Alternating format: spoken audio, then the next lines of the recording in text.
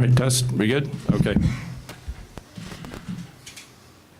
All right, thank you everyone for being here. We're very, very excited about this year with the ReliaQuest Bowl, especially because it's our 40th anniversary of a bowl game here in Tampa. We've been called in a few things, but we have a tremendous title sponsor, locally born here in Tampa, ReliaQuest, a global security company that has titled it now for the 4th year and celebrating our 40th bowl game this year. Coach Ferentz, you've seen a few of those. But we're very, very excited about that. We're going to have a great day of weather tomorrow. It's going to be football weather. A little chilly for us in Florida, but great football weather, so we're very, very excited about that. This morning, we have not only two tremendous teams here that's going to put on a great show tomorrow, two very, very talented teams, two top 25 teams, but also we have two of the best coaches in the college game. Coach Ferentz, as most of you know, is the set a record for the most wins ever by a Big Ten coach. He's also, I think, 27 years at Iowa, I believe, longest tenured coach at one location, which speaks a lot, not only to the university, but to his success. And we also have Coach Lee here, who is the A. Robinson Coach of the Year this year. Tremendous with his resume as well, but just the fact that we have the two fantastic coaches leading these two terrific programs. So we're very, very excited to have them here today. I'm going to ask each of the coaches to make a brief opening statement just on their week here and whatever they'd like to say in regards to the preparation. And then we'll open it up to questions from the media. So as the designated home team, Coach Lee, Vanderbilt Commodores, we'll let you go first. Thanks. Well, thank you, and it's such an honor to be with you guys this afternoon. I appreciate it. I want to start just by saying what an honor it is to share a stage with Coach Ferentz. I think there's a few guys in our profession that are considered to be the highest level, and certainly Coach is a part of that group. What he's been able to build at Iowa is honestly everything that we want to build at Vanderbilt, including the long-term stability and the sustained success. And you know we know we have a really tough opponent tomorrow think that makes it such an exciting game. I think there's similar DNA strands in both programs. But I just have such a respect for Coach, how he's done it for as long as he's done it, as high a level as he's done it, and done it the right way too. So our team is really excited to be here.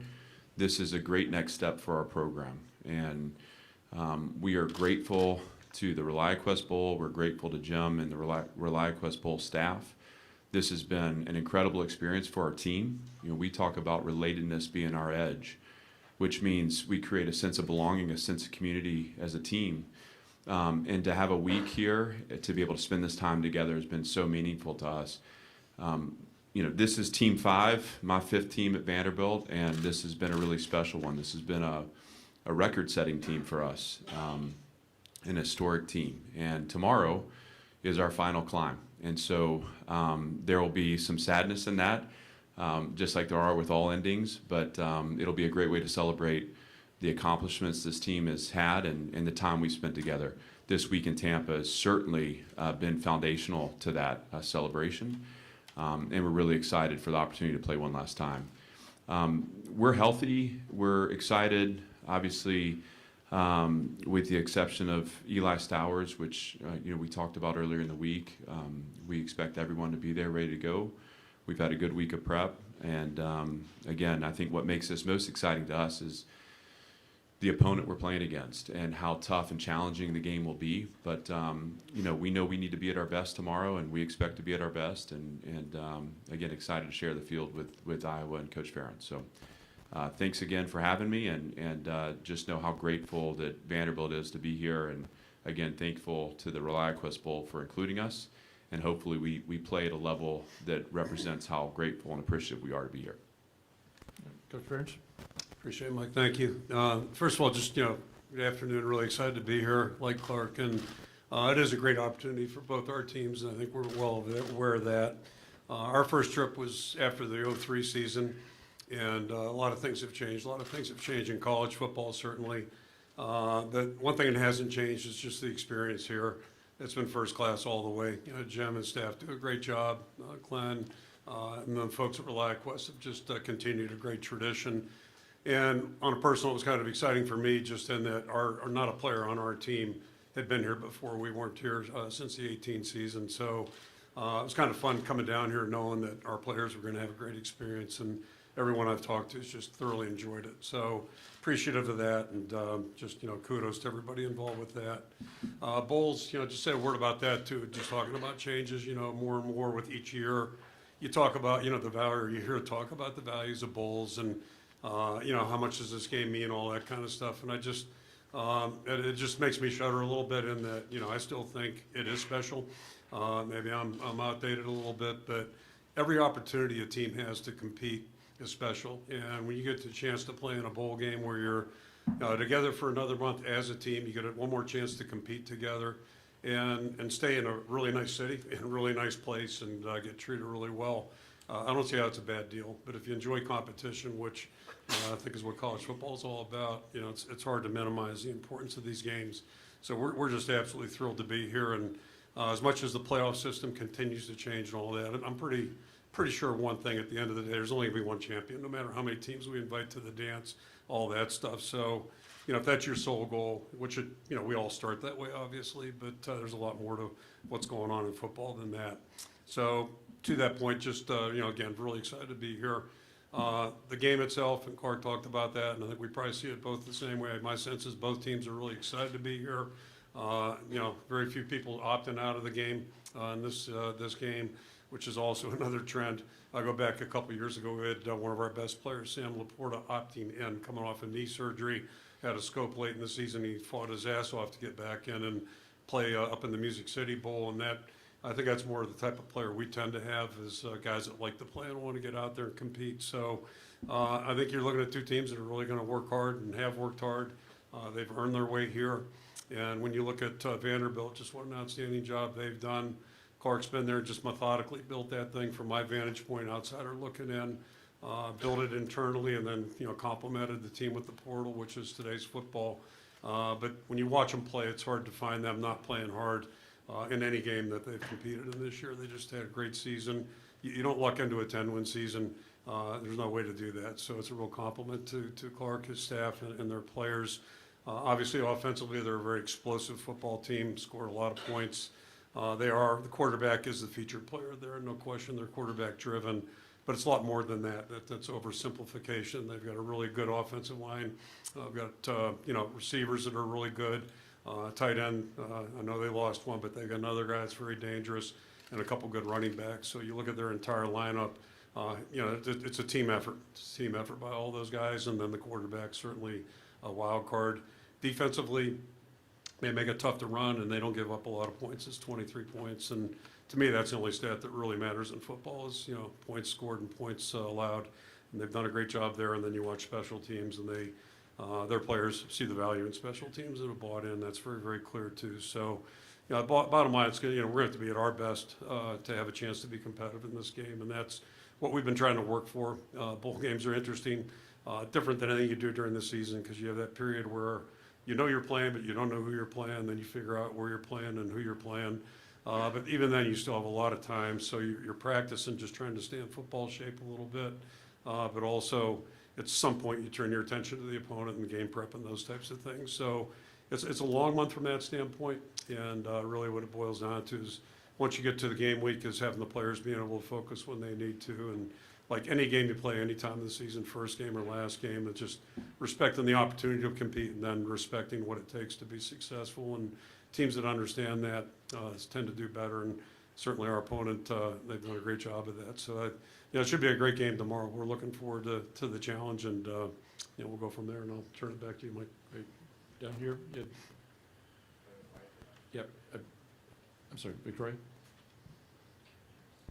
Just raise your hand when you want to ask a question, please. I want to start with Chad Leistikow, Des Moines Register. I want to start with Coach Lee. You have a familiarity with Tim Lester. I know you coached with him at Syracuse for 3 years. Probably faced him a lot in practice, I'm guessing. So any good stories about Coach Lester, and how does maybe that familiarity, I don't know, what dynamic does that play in this game, if anything? Well, I've got a lot of great stories about Timmy, and if you've ever spent much time with him, there are a lot of stories there too. Tim's a great guy, great family. That was a fun time for us together in Syracuse. At the time, when Tim took over, honestly, what he was doing with kind of multiple tight ends off the ball, multiple motions, in some ways there are strands of that offense in what we do at Vanderbilt. But it was so cutting edge at the time. One of the most challenging parts was preparing for it in the spring. You're watching the Elmhurst College film, which was just a little different, but always creative, outside the box thinker, willing to take risks. It's been fun to watch him, obviously, through his time at Western Michigan, and then the year spent in the NFL, I think, was really formative. What I see on film now has some of the creative aspects of what I knew him to be at Syracuse, but also you see a real emphasis on the stretch run game, some of those NFL kind of elements that have become to define that game. And this is a world-class person and a really good football mind, and I'm so happy for him and his success. Right here, it's Brian. Kirk, wanted to ask you, I know you're focused on the game tomorrow, but the portal switch comes right after that. How prepared do you guys feel like you are for when that's happening, and the legwork that you guys have done maybe in the last couple of weeks? The honest answer is who the hell knows, right? I mean, this has been so bizarre. We were, as I mentioned, sequestered to the barracks this past month. So we actually were like football coaches, coaching our players, talking to our players, not running in, running out, and trying to sneak a practice in. So it's been kind of neat that way. December, and we're actually, and I typically after a bowl game, like a couple of days just to get their acts together and recharge a little bit. But we're gonna have to meet the day after the game, I guess, or the day after we travel. So what's that, Friday? Just to kind of get State of the Union, because it changes every day. We have people working on that. I haven't given it a hell of a lot of thought the last 5 days, so it's just the way it is. But yeah, we'll adjust to it and we'll handle it. We're certainly going to be active in the portal. To what extent? I think what's most important are the guys that we do get. Making sure we get guys who are going to fit in the program and hopefully move us forward. And we've been lucky that way to have some guys join us that have, been good additions to our team and help build it and fortify it. And that's, I think, what we're all trying to do. Right down here in front. Madison Hertzig, the Cedar Rapids Gazette. Kirk, I want to ask both coaches this, but I'm going to start with you, Kirk. We haven't had a chance to talk to you in person since your offensive line won the Jim Moore Award. What did that mean for that opportunity to happen? And then for Coach Clark, what challenges does this offensive line present beyond just receiving that honor? I'll start with the bad news. The guys told me that historically, the teams that win the award play crappy in their postseason game afterwards. So that's a little bit of a challenge for us right now. But hopefully we won't let that affect us. It's kind of like the Heisman. The guy who wins the Heisman a lot of times ends up going on the banquet tour and doesn't show up for the bowl game. That's been a tradition over the years, but it meant a lot, and it's both happiest for our players and. George Barnett's just done a great job, and it's, people in our area know we went through some bumps in that area, that offensive line a couple years ago. And, attrition, injuries, we've been through it. Guys maybe that you were counting on didn't play quite the way you want. But that's football. It happens at all positions. But the way they've all stuck to it, and you look at our seniors, they all got good stories. All three of the guys that are doing that have got great stories. And the two guys that graduated last year are both playing on NFL rosters right now, Mason and Colby. So it was a pretty good group last year, and they took it another step with Pieper and Locke jumping in there. But we're going to have another challenge Friday. The season's not over. I say Friday, whatever the hell did. To me, it is Friday. Tomorrow's game day, so I've got myself brainwashed there. But anyway, it's going to be a hell of a challenge for us, and we're going to have to play well. These guys, make it tough on you. Yeah. Right here in the second row. For both coaches, and a little bit of a lighter question. There's a plethora of sports movies out there, and there's a bunch of actors playing real-life coaches. If someone had to play you, Coach Ferentz, I'm seeing Tommy Lee Jones, and Coach Lee, I'm seeing Billy Bob Thornton, minus the hair, of course. But who would you have in mind to play you if the film came out? I do know who they both are, but I have not watched a movie in a long time, except for ones that are like, old-time movies. So, yeah, that's one I haven't given thought to, but I'll leave that to the people who do that to figure that out. I was thinking Brad Pitt, honestly. I don't know. So when I look in the mirror, that's what I see. You see Billy Bob Thornton, I guess. I don't know how to take that. I do want to come back to the offensive line question because I want to be respectful of the second part there. Just to say, it doesn't matter what league you play in, but certainly I believe this to be true in the SEC, and I know it to be true in the Big Ten. You win up front, and you can't expect to play winning football unless you can win on both sides of the line of scrimmage. We always talk about the culture of our program is built in the offensive line room. So even though I'm a defensive coach, the thing I know to be true is our program will go as that offensive line goes. And so to have the chat, first of all, Coach, I appreciate you bringing up the history of the award. I didn't know that. That gives me some hope in the game tomorrow, too. But I expect that offensive line is going to show up and play hard. That's all they've done all year. And what a great honor for that group and a well-deserved honor. And also, too, to know that we have a proud offensive line group, too. And we have a group that really wants to make a statement tomorrow as well. And so I think what makes me most excited about the game tomorrow is the battle in the trenches, and I think you're going to see really a traditional football game played fighting for every blade of grass on that field on both sides. But certainly we see on film and have a ton of respect for the Iowa offensive line and the accomplishments they've had this year. Right here in the middle aisle with the hat. Right there. Yeah. Clark, you talked about the longevity of Coach and how you'd like to have that at Vanderbilt. Obviously, when you have success, it gets a lot of attention from other schools. Has it meant something different for you to do what you've done, where you've done it, and be able to do it at your alma mater? Different in terms of just help me understand, just in terms of the attention it's gotten, or The pride you take in Yeah. what you've been. I think Gentry, one of the greatest parts of this for me, and you've been there and you've seen it at its lowest points, Anyone who was around the program in 2021, 2020, before I got there, pandemic year, then 2021, my first season, knows kind of the depths of where this program existed.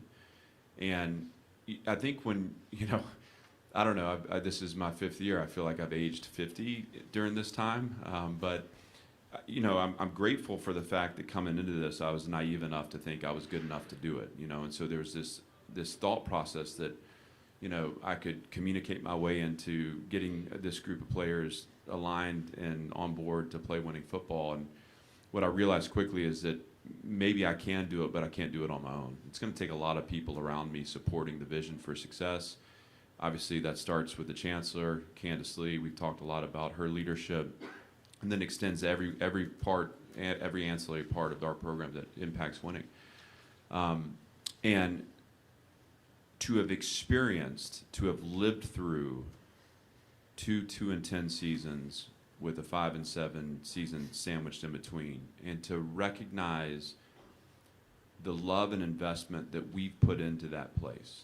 And it still hasn't changed much physically. Obviously, this football stadium feels different now, which is so cool, but this is a human story. It's a story about a group of people that came together, that were willing to see what was possible and willing to bleed into it and work hard for it. And we've lost people along the way, and that's painful too, but I look at it now and say, that's necessary. It has to be about the ones that have the belief. And so you ask about, the sense of pride I have in that. I think I'm so humbled and grateful to have been a part of it, and to realize that there is still room for a team that that puts a fence around the building, ignores the external perception, focuses on the internal investment, and cares about one another. And over time, that can give way to results. And so there's a lot of, I guess, pride in that. I'm grateful to have been a part of it, and I'm excited for this to be the beginning of it. And to your point about coach's tenure, I'm excited about what the future can hold for us. But the future won't be there unless we stay true to that DNA, that soul that we have as a program that has allowed us to get to this point. Right here. Yep. Aria Gersmith, the Tennessean. Kirk, what is it about Diego Pavia that you've seen out of him that makes him so special, and that will be the most difficult for you all to defend tomorrow? Just a couple obvious things. First of all, when you evaluate a quarterback, in my mind, it's all about, does he lead his team?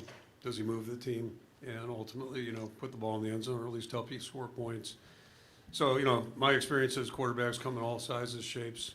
When you coach at Iowa, you coach at Vanderbilt. Now, I don't want to speak for Clark. Maybe your guy's not always going to be 6'4" and run a 4.8 40 or 4.6 40, whatever.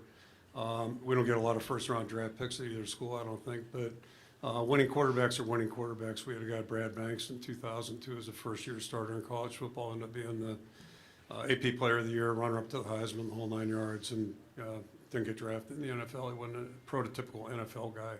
But our team followed him. They believed him and followed him. So to me, it starts with that. He can do just about anything, and I think he's probably most dangerous. Whatever he's averaging carry, 4.8 or 4.6, whatever it may be, it's respectable. But when he scrambles and pulls it down, that number doubles, and then some. So trying to contain him is a challenge, and it just gets down to great team defense. And we've played some good quarterbacks this year. Indiana's guy's pretty good. Oregon's isn't bad, and SC had a guy who was unbelievable too. So it's a challenge, because every play the pressure's on. If you make a mistake, it might really cost you, and that's it's just easier said than done to defend that. Coach Ferentz, On the left. Tom Laberger, Tampa Free Press. You just answered my question to some degree. Starting with Fernando Mendoza, Dante Moore, and down from there, you faced a lot of top-shelf quarterbacks this season. Pavia, of course, can hurt you in the run game as well. But what is the challenge if you look specifically at the passing game and him getting the ball downfield against your defense? Yeah, pick your poison, and he can throw the football. If there's one disadvantage he has, is maybe trying to throw over the line, in those situations where he's trying to get the ball maybe in the middle. But, he's elusive, he's on the move, and when he breaks contain, or, those kinds of things, typically bad things are going to happen. So, you're trying to be aggressive against a guy, but you also have to be really careful. And that's, again, it's like walking on ice in some ways. It's just really tough to navigate and negotiate against a player like that. And again, any play that he is involved in could end up badly for you defensively if you're not, like, you just got to stay with your coverage and you got to stay with the rules of the defense. Question down here in front. Oh, in the back, sorry. Yeah, thank We'll you. get you next. Jerry Mackey, the chairman of the John Mackey Award. When I sit here, I look at legendary coaches, future and established. How do you see each other when you look at your success, you turn around the programs, and being able to recruit quality young men that goes out into the world and be more productive? So what I'm saying is that we have a young, up-and-coming coach, and then we have a seasoned coach that has been there and have been through the wars. How do you see each other, similarities? Is it the secret sauce is that you have great tight ends that come to your school? Well, one of the things that I think every place is a little different. Every coach is a little different. It's so important as a coach to stay within your personality. I mean, the coaches I have the most respect for are the ones that, have a commitment to the foundational aspects of good football. What it looks like to play good football, and there's an intensity, there's a physicality to that, and so I'll never be Coach Ferentz because we can only be who we are. But boy, do I admire the identity that his program plays with, and I think, obviously the tight end position becomes important at both places, and has been featured in both places, and yet. What I believe to be true about sustaining and building a winning environment is when you have identity and you stay true to that, it serves as filtration for the people that want to come into your program. And I think if you look at our rosters, that there is a difference in how we built our teams. I do believe there's a common thread in the fact that both teams play with spirit and identity. And to me, that starts with a commitment to being true to who I am and making sure that in the recruiting process, it's less about trying to convince someone to come be a part of it. It's more about being authentically who we are, being genuinely who we are, and allowing that to either draw someone in or communicate to them that they need to go somewhere else. And I think that would be, again, when I watch Kirk's team play, and when I think about it, and again, this starts with looking at his coaching staff. I mean, the first day I sat down and looked at the years invested at Iowa among his staff, I thought, my God, is this different? This looks different than any other program in the country. And then you look at their team and you realize how many of their players have been developed through 3, 4, and 5 years in that program. That looks different. And what you see in results then is a commitment to exactly who they are, an awareness of what their identity is, and I believe that they let that speak for itself and it draws the right people in. I hope the same will be said about Vanderbilt as we continue to search for consistency in results. So yeah, the tight ends, on that topic, I'll start there. And our local folks know this, but my wife in the 80s, anytime we lost a game, I'd come home and she'd say, you guys didn't throw the ball to the tight ends enough. And the sad part was she was usually right.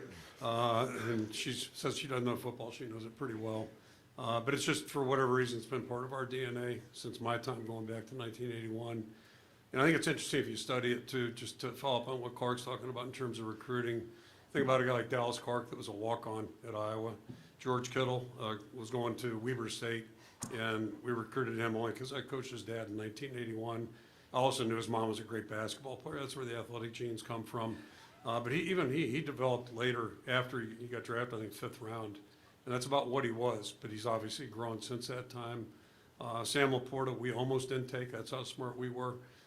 So we've had a lot of guys. TJ Hawkinson was on the scout team his first year, the entire year. And then after 2 more seasons, it was the 8th pick in the draft. Noah Fant was heavily recruited. We don't get many guys like him. He could run like that back then, still runs really well. So it's like, just there's a lot of different stories with every guy, but it's about getting the right guys in your program. And I think that's how we have to recruit. We can't have a, mandated like 6'5", you got to be 6'5", whatever board, because it'd be pretty, all those guys go to Michigan, Ohio State, and, we'd be playing with nobody. So you have to try to look beyond. You have to try to look beyond. And then just talking about, Clark, and again, I'm an outsider just looking, just like he's looking at our stuff. One thing I really admire, he just referenced he went through a couple 2-win seasons, and I know our first 20 games, it was like a body count every time we lost a game. Hawkeyes are now 2-19 under Ferentz, 2-20. And that's who we were for that first 20-some games. And unfortunately, I'm the old guy in the room here. Going back to who should play me, I was thinking about maybe Clint Eastwood and the Mule. Was he like 97 in that movie? That could be me. So anyway, and he said that movie, I think his best line was, the only people who won't live to be 100 are the people who are 99. So hopefully I can identify with that someday. We'll see. But it's just it takes time to build a program, and not everybody understands that. I'm looking around right now. I'm just horrified what I see in terms of decision making across the. It's not going to change. Like, I'm not naive. I get that. I feel fortunate. I feel bad because I got 3 kids in the family business, 3 boys, and I just worry about the world in front. Because what can end up happening, you just start chasing the wrong things, and that's a shame. It's a shame. But it takes an administration, it takes people that understand. Like, it takes time to build things that are going to be sustained and last.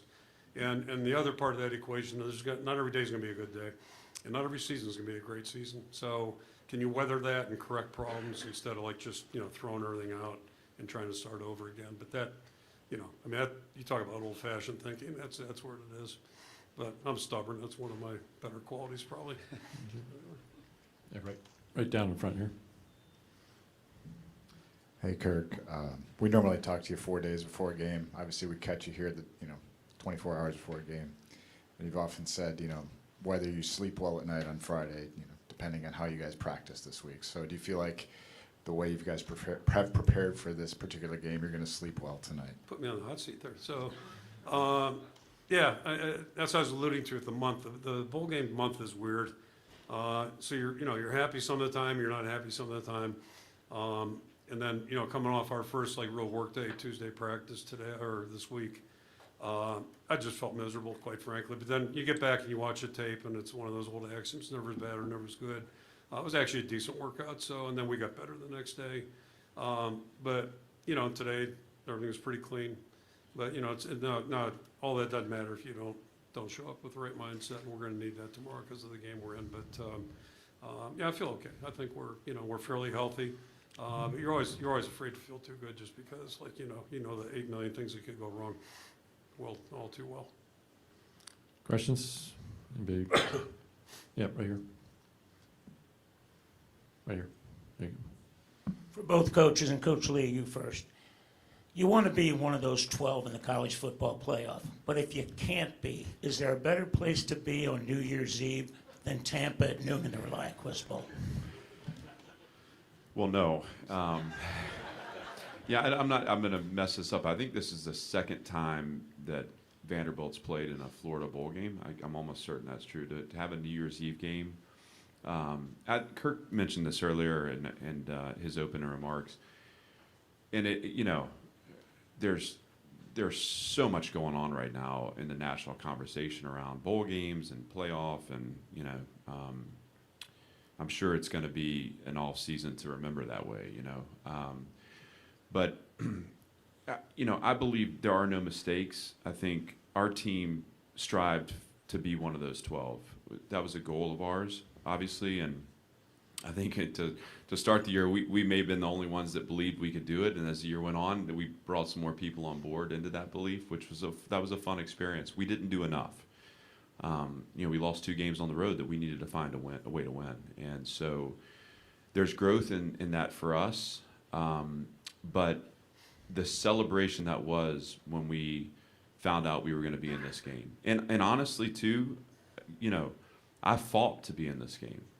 Anyone that would listen to me, including Jim and I had a call, I fought to be here because I wanted the opportunity for our team to experience the ReliaQuest Bowl. This has always had such a great respect among my peers for the quality of game, how first class they are in the operation. And I said this to start, it's a great next step for our program to be here, New Year's Eve bowl game in a great city. And the other thing that was so appealing to me about this game was the opponent, because at the time when this was all being settled, it was projected that I was going to be year 2, and I just felt like this is what college football is about. And anyone, I mean, look, if I wasn't coaching it, I'd be a fan of it, and this is the kind of game that I want to watch. You got an established program that's had decades of success, but plays a certain brand of football, and you have an up-and-comer that is very similar in DNA. And so it's a long-winded, but we're very happy to be here. And tomorrow is going to be such a celebration, and the outcome is going to be the outcome.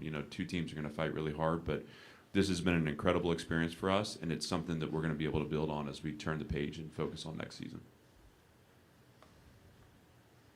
Oh, I mean, ditto that. I mean, it's just, Bill Brazier was Coach Fry's longtime defensive coordinator. He had a great saying. He just said, all bowls are good bowls, some are better than others. And, so you want to play in the best possible bowl possible, and just, we all have goals at the start of the season to win in our conference championship. But, the reality is not everybody's going to do that. So, you trickle it on down, and you've got a great city. You've got people that are just really understand how to run a great bowl game. And, again, I've got an extensive history now, 20-plus years. And one thing I really appreciate about Jim and the people that work with him, they listen to what players like and don't like, and they're eager for feedback. And then every year it's a little bit different, but it's really designed well for the players. And you're in a great city.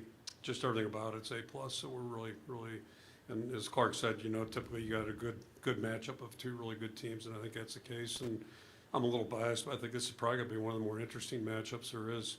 You got two really good quarterbacks, both seniors, that have been really impactful with their programs, but 2 really good teams just competing. In the back there. Hi, Kirk. Jonah Carell with WQAD. Throughout the season, you've talked about how proud you are of this team to just continue to push forward amid some of these tough losses. For you personally, what would it mean for you to see your team get a win over a ranked team and finally get over the hump? It'd be great. I mean, just kind of, it's just, first of all, there's no bad thing about winning your last game. All right, playing in a bowl game and winning is just, it's night and day. And I told our guys at the front end of the month, I've been to a lot of bowl games now in my career. And really what it gets down to is if you win, that's great, and if you lose, it just stinks.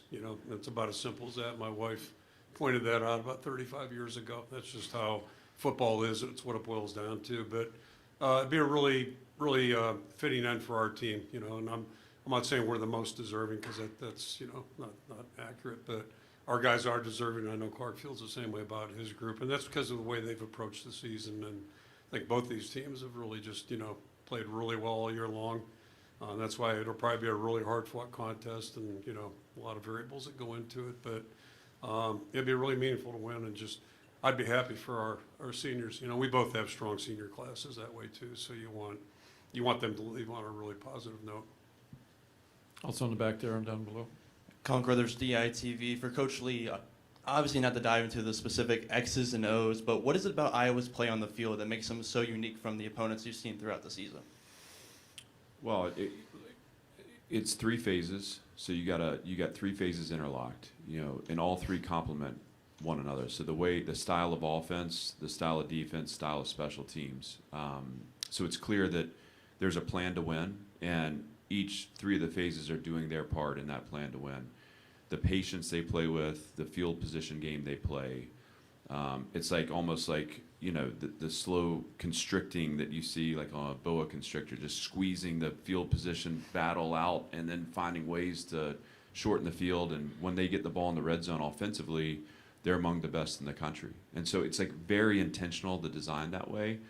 And that is, that's really hard. A lot of times you play teams that have very specific strengths and then also very specific weaknesses. But it seems that the team is designed and the game plan is designed to maximize the strengths and then obviously complement the weak parts. But all that's great. I think the thing that stands out most to me when I watch the film is how hard they play. And that's all 3 phases. These guys care a lot. Again, I talk identity as a program and those DNA strands that I think are similar. And I hope that when people watch us play, that they see a team that plays hard in all 3 phases. But what I see on Iowa's film is unique. And so you have a really smart design, a really complementary design, and then you have a group of players that really care a lot about what they're playing for, and that shines through when you watch them. All right, thank you very much, coaches. We're going to ask you to stay here for a moment, and we're going to bring up Brian Murphy, the founder and CEO of ReliaQuest, to make some special presentations.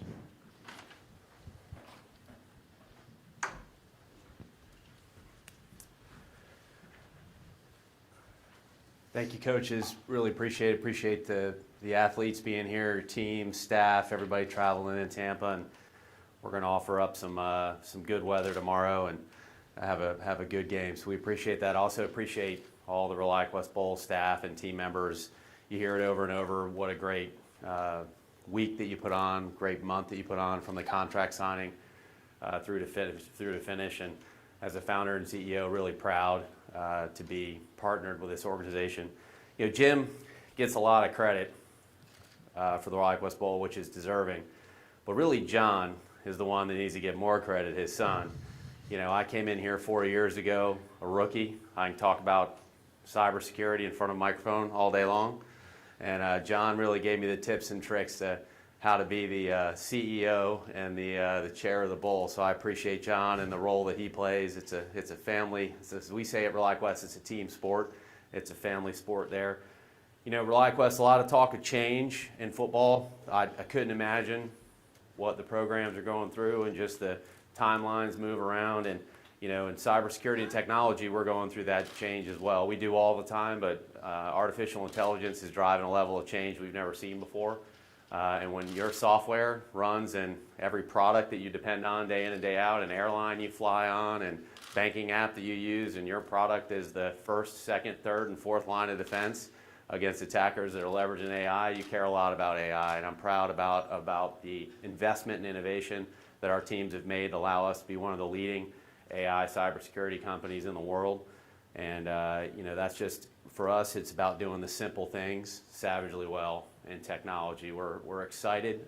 Part of this program, the reason we sponsor this bowl, is to bring awareness of both the opportunity and the importance of cybersecurity, not just to our local community audience, but the television audience. And then we added last year, we will be traveling out to both Iowa and Vanderbilt with our mobile collegiate cybersecurity labs program. And any student at those universities can take part and learn cybersecurity, start to learn how data moves around a network, whether they're interested in the field or just interested in learning more. It was very successful last year. Look forward to coming out to both your campus and starting to spread that awareness. And I say it every year, but you know, don't click on anything you don't trust. That's my cybersecurity advice that I give you here. We wanted to do something a little different. We have a thing at ReliaQuest. We say security is a team sport. We talk about it all the time. We can't protect our customers if they don't work with us, and we have to work with them. And it's about being world class in the moment, being where our feet are, and keeping the main thing from a threat perspective. And so when we thought about sponsoring the bowl game, it was important for us to pass a little bit of our identity on into this program. We created the Make It Possible Award, and we say our job at ReliaQuest is to make security possible. It doesn't matter how hard it is, we're here to do hard things.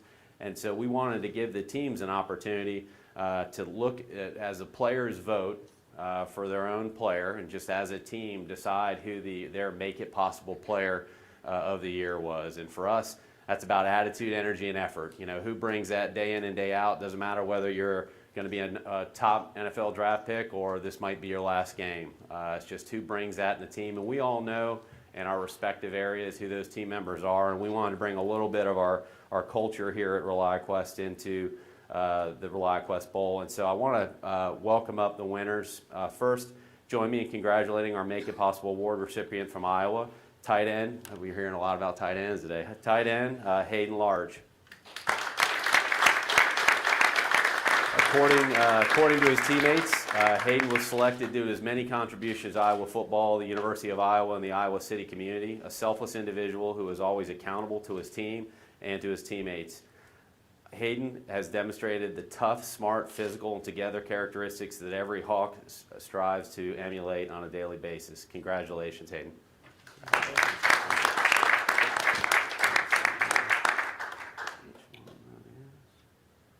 think they're They're both the same here. This is John. We're going to need a refresh on how to do this for next year.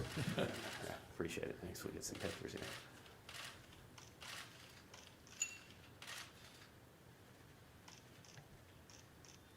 Great. Thank you. Congratulations.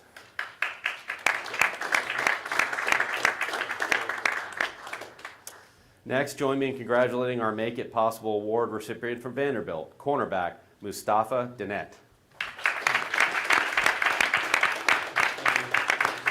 According to his teammates, Mustafa is the definition of making it possible. His infectious personality and energy set the tone for the Vanderbilt program. He shows up with purpose, effort, and unselfish mindset that makes everyone around him better.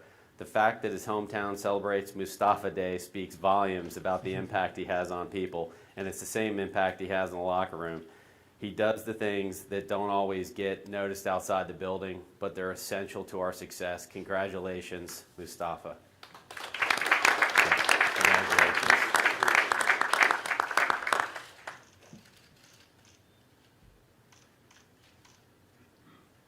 Congratulations. Thank you, Brian. And thank you, everybody, for being here. Thank you, coaches, and let's have some fun tomorrow.